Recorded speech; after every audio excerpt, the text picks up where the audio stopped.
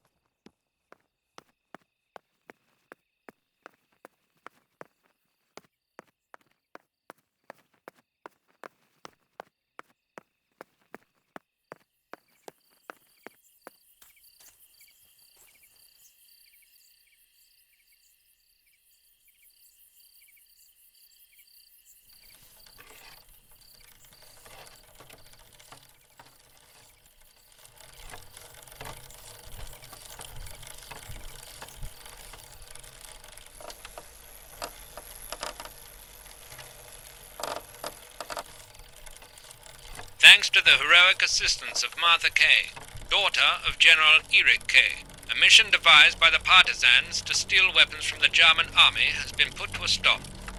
The same animals were involved in the killing of the general's other daughter, Julia Kay, and in an attempt to murder young Martha herself, the vile traitors were executed on the spot. Justice has been served for Italy, for Duce II.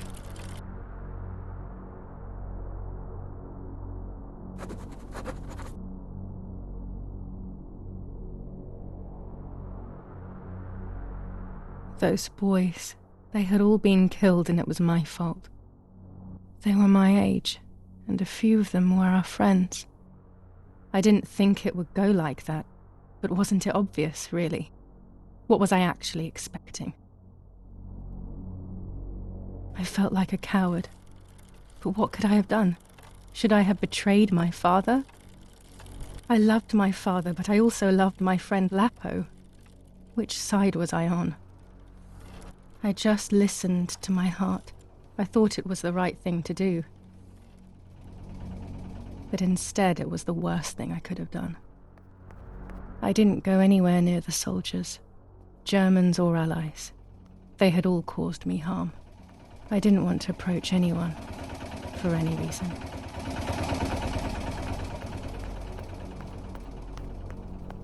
I didn't go anywhere near the soldiers, Germans or Allies. They had all caused me harm. I didn't want to approach anyone, for any reason.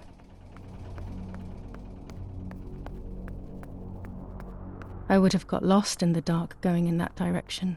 That night in July was so dark and scary.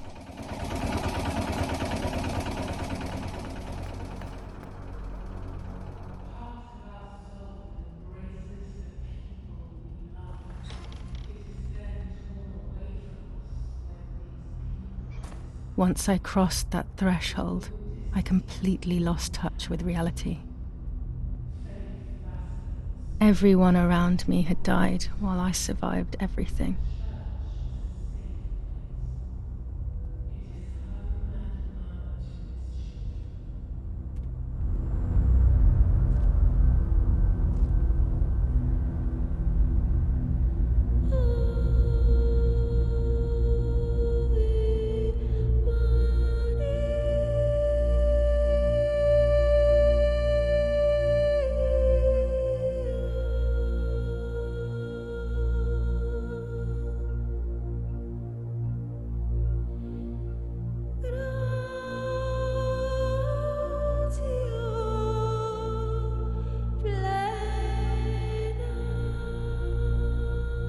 I don't remember how things went. I just remember a big light and then photographs were being taken of me. There was a man dressed in white, a doctor, I presume. He was asking me questions, but I didn't understand what he was actually asking me. He wrote something on a piece of paper and then 2 nurses led me away. I was in the mental asylum. Some women were talking to themselves. Others cried. Some were even covered in their own filth. Others were violent and tried to hurt themselves any way possible.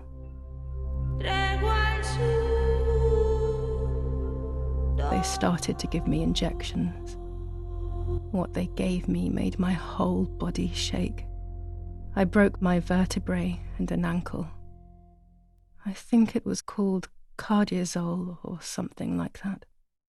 My body was like a fire that didn't want to be put out. When it appeared to be quenched, it would come back, even stronger than before. In the end, though, they won.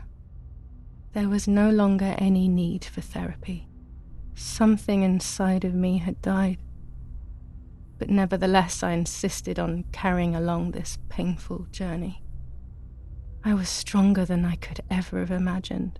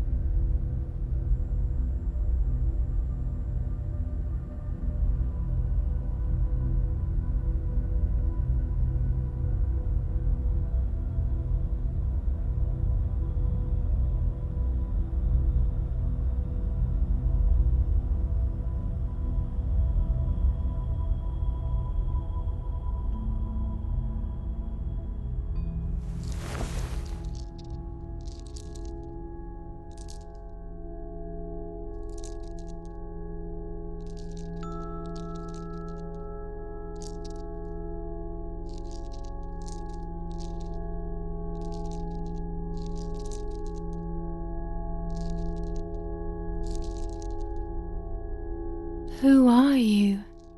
Wait, wait. I want answers. Don't go away. Talk to me about Martha, please.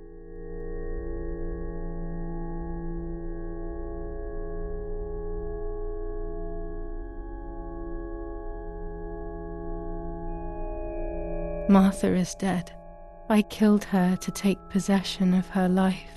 I will never find peace for what I have done. I feared that would be the case. And what about Mummy? Mummy is dead. Nobody knows that better than I do, unfortunately. It's useless to try and deceive ourselves. Did I do what I think I've done?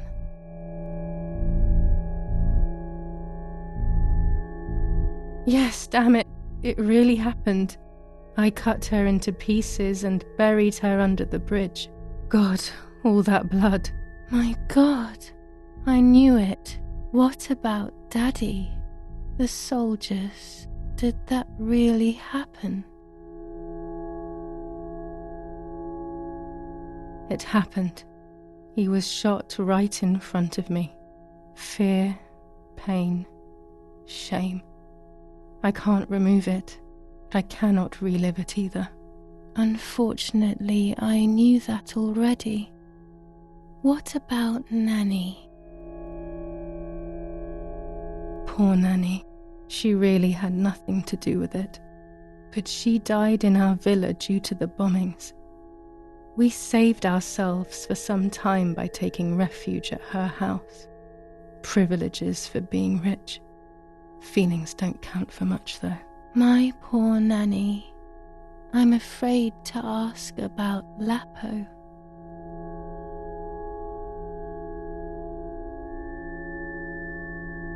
Lapo is dead. He was blown up by a landmine.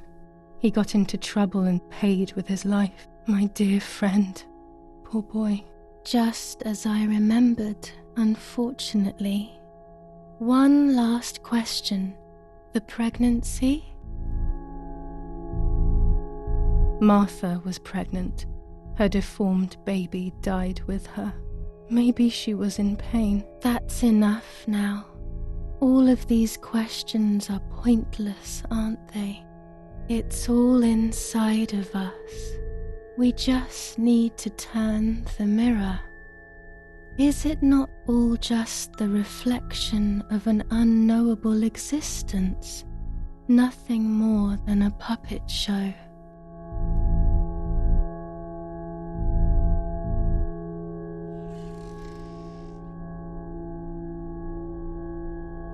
Ready for everything with open arms, even ready to kill.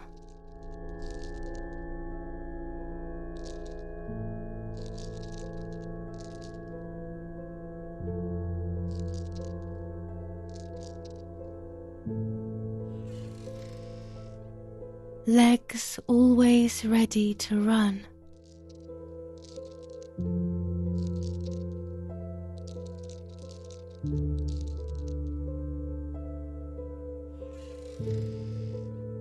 The womb that conceived in sin.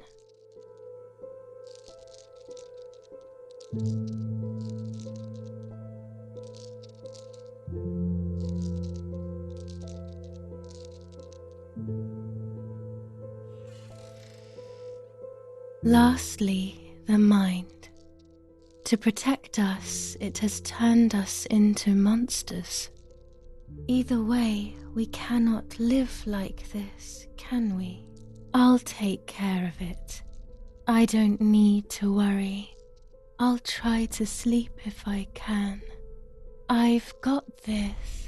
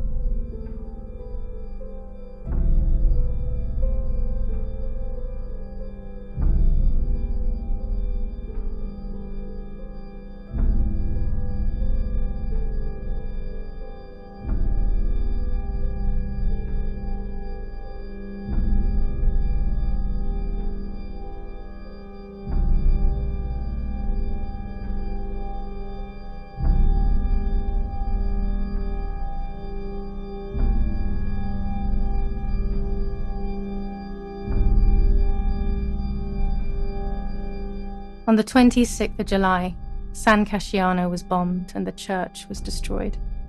But I was not there then. I was already in the asylum. Once again, stubbornly, I was not dead. The bombs hadn't killed me, and I had also survived myself. The most absurd test and the hardest one. The war ended some time ago now. both out there and inside of me. I was on the wrong side of the gate, but now I can turn the page. Life is opening its doors again, isn't it? If I hadn't been so lucky to survive myself, I would have thrown everything away. We think that danger is all around us, ready to attack. But the most devious and misleading dangers are the ones that are inside of us. They grow without us realizing. They make us suffer, remain confused, and remove our self-respect. I would have wanted to ask for help, but I was alone. This is my story. Thank you for being here, for listening to me. Now I'm ready to leave. How long will it take to get home?